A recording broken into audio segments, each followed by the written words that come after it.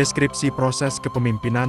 Proses kepemimpinan dalam implementasi RAP menuntut peserta mampu mengidentifikasi kebutuhan pengawasan APIP, merumuskan strategi penguatan berbasis data, dan bekerja sama dengan berbagai pihak untuk meningkatkan efektivitas, transparansi, dan akuntabilitas layanan pengawasan. Pengambilan keputusan yang berintegritas dilakukan secara transparan dan adil, dengan evaluasi objektif, penyampaian yang jelas, dan konsistensi dalam implementasi sesuai nilai etika. Pengembangan kompetensi kepemimpinan pelayanan untuk mendukung adopsi perubahan meliputi membangun integritas sebagai teladan, menciptakan budaya pelayanan yang responsif dan profesional melalui pelatihan, serta mengelola tim dengan baik untuk memastikan kolaborasi, komunikasi efektif, dan perencanaan perubahan yang sistematis. Deskripsi hasil kepemimpinan, capaian dan bukti perbaikan kualitas pelayanan publik. Capaian dan bukti perbaikan kualitas pelayanan publik dapat diukur melalui sejumlah indikator yang mencerminkan efektivitas dan efisiensi layanan yang diberikan kepada masyarakat. Milestone pertama terbangunnya kesamaan komitmen bersama dengan jejaring kerja dalam upaya penguatan dan evaluasi layanan pengawasan APIP. Kesamaan komitmen antar pihak terkait menjadi langkah awal yang sangat krusial. Melakukan konsultasi aksi perubahan dengan pimpinan dan mentor. Konsultasi dengan pimpinan dan mentor merupakan langkah awal yang esensial dalam merancang dan menjalankan aksi perubahan. Proses ini bertujuan untuk memastikan bahwa arah perubahan yang direncanakan telah sejalan dengan visi strategis organisasi serta memenuhi prinsip-prinsip pengawasan yang efektif. Melakukan koordinasi dengan stakeholder internal. Koordinasi dengan stakeholder internal merupakan elemen penting dalam memastikan keberhasilan aksi perubahan.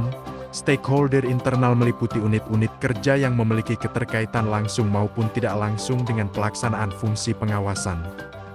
Melakukan koordinasi dengan stakeholder eksternal. Koordinasi dengan stakeholder eksternal merupakan langkah strategis dalam membangun sinergi lintas lembaga guna memperkuat efektivitas pengawasan oleh APIP. Milestone kedua, terbentuknya tim kerja. Sebagai langkah awal aksi perubahan, dilakukan rapat pembentukan tim kerja untuk menyusun struktur organisasi, mendistribusikan peran dan tanggung jawab, serta menyepakati mekanisme kerja. Penyusunan surat keputusan SK, tim kerja menjadi bentuk legalitas dan penegasan struktur pelaksana agar program berjalan secara formal dan tertib administratif. Milestone ketiga, tersedianya data dan informasi awal. Tahap ini dimulai dengan pembuatan surat permintaan dokumen secara resmi kepada unit terkait untuk memastikan ketersediaan dokumen yang diperlukan tepat waktu. Setelah surat disampaikan, dilakukan pengumpulan dokumen melalui koordinasi dengan pihak terkait. Selanjutnya, data yang diperoleh disusun, diintegrasikan, dan diverifikasi dalam proses update data untuk memastikan kelengkapan dan akurasi informasi yang dibutuhkan. Milestone keempat, tersedianya program aksi penguatan dan evaluasi layanan pengawasan. Pelatihan bagi APIP. Tahap ini diawali dengan penyusunan jadwal pelatihan yang terstruktur untuk APIP, guna memastikan pelaksanaan kegiatan berjalan efektif. Selanjutnya, dilakukan penyusunan materi, sosialisasi dan pelatihan yang relevan dan tepat sasaran, agar pemahaman terhadap aksi perubahan penguatan dan evaluasi layanan pengawasan APEP dapat diterapkan dengan optimal. Milestone kelima, pelatihan bagi APIP. Tahap ini mencakup pembuatan undangan dan daftar hadir untuk menginformasikan jadwal, lokasi, materi, dan tata tertib pelatihan. Setelah persiapan selesai, dilaksanakan pelatihan pertama dengan metode variatif, seperti tatap muka, diskusi, studi kasus, dan simulasi untuk memastikan pemahaman peserta. Pelatihan kedua kemudian menjadi kelanjutan penting yang mendalami materi lebih lanjut, agar APIP semakin siap mengaplikasikan prinsip pengawasan yang efektif.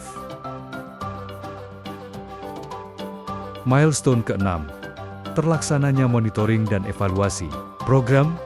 Tahap ini diawali dengan pengumpulan data dan informasi hasil pelaksanaan program, termasuk penilaian peserta, feedback mengenai materi, fasilitator, metode pelatihan, dan kemajuan APEP setelah pelatihan.